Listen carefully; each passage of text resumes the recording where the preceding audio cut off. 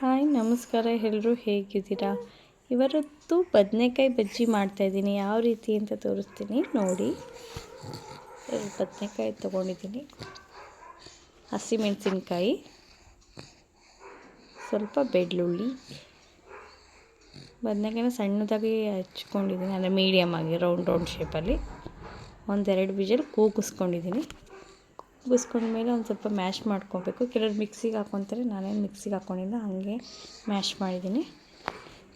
ಹಿಂಗೆ ಚೆನ್ನಾಗಿ ಮ್ಯಾಶ್ ಮಾಡ್ಕೊಳ್ಳಿ ಆ ಮೂರನ್ನು.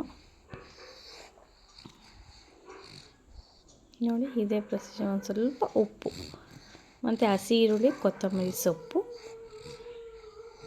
ಆ್ಯಡ್ ಮಾಡಿ ಮತ್ತೊಂದು ಸ್ವಲ್ಪ ಕಲಿಸ್ಕೊಳ್ಳಿ.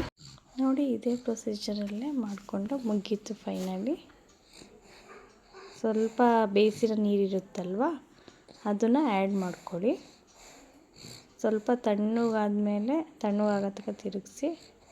ಆಲ್ರೆಡಿ ತಣ್ಣಗಾಗಿದೆ. Thank you for supporting everyone.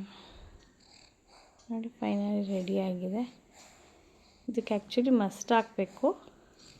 ಮೊಸರು ಹಾಕಿದ್ರೆ ಇನ್ನೂ ಟೇಸ್ಟಿಯಾಗಿರುತ್ತೆ. ನಾನು ಆಮೇಲೆ ಆ್ಯಡ್ ಮಾಡಿದೆ ಇದಕ್ಕೆ. ಮೊಸರು ಹಾಕಿ ಚೆನ್ನಾಗಿ ತಿರುಗಿಸಿ. ಹಸಿಮೆಣ್ಸಿಗೆ ಜಾಸ್ತಿನೇ ಹಾಕಿದ್ದು, ಸ್ವಲ್ಪ ಖಾರ ಯಾಕೋ ಕಡಿಮೆ ಆಗಿತ್ತು. ಫೈನಲ್ ಮುದ್ದೆ ಅನ್ನ ಸಾರಿಗೆ ತುಂಬ ಚೆನ್ನಾಗಿತ್ತು. ಥ್ಯಾಂಕ್ ಯು, ಧನ್ಯವಾದಗಳು, ಶುಭ ದಿನ.